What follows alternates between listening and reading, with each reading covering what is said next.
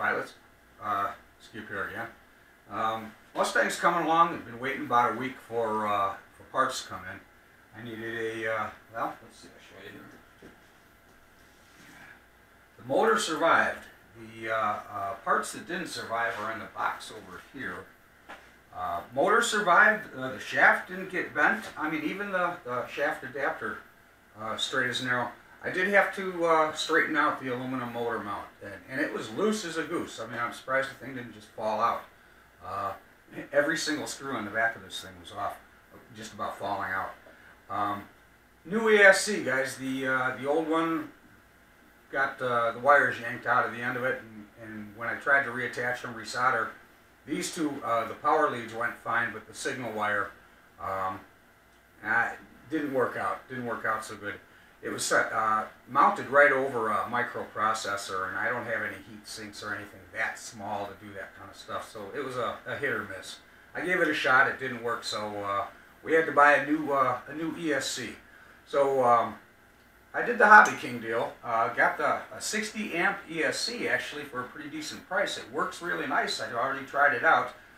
You got to solder your own connections on and stuff like that. I just took the old ends off of the other ESC, and it should swap right over.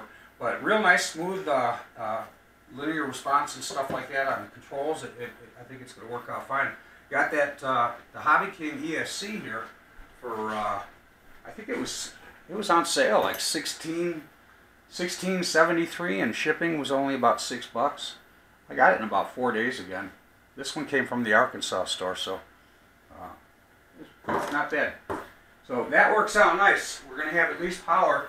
Now I'm just waiting on the spinner assembly and the nose and 4 props that they definitely took a crash. So Motion RC has gotten their shipment in. They're sorting the stuff out now. It's only been a couple of weeks. Well, been about 6 weeks I've been waiting for them to get their parts, because they've got a motor for my D17 that I want to maiden yet. So in the meantime, we got this to work on. You know, like I said, I was wondering what I was going to work on. Well, crash, here we go. So yeah, just waiting on the prop and the spinner, and pretty much other than that, it's what's left of the old ESC. But the amplifier for the sound system survived. Let's see if I can't knock this off the table now. The amplifier survived somehow, but the sound card itself, the processor, is like folded in half. I haven't tried it yet. I'm going to try and run a line of solder across where the crack is.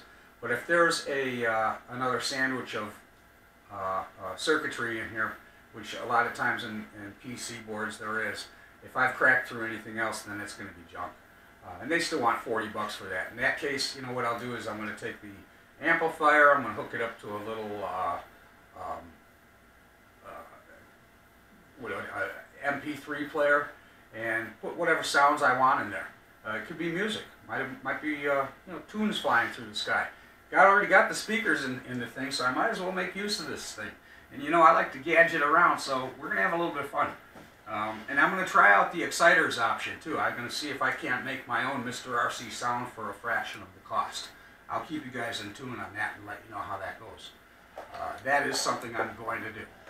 So, in the end, the receiver, unblemished, beautiful. I had it tucked away nice and safe too, so and anchored to one of the inside walls with Velcro, so it didn't go anywhere.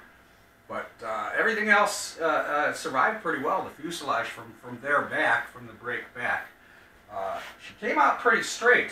I'm going to go ahead and hook the electronics up and stuff, and I'll give you guys I'll hook a time lapse on that when while I'm finishing this thing up. And the next thing you'll see is it running with the gear and everything installed and working.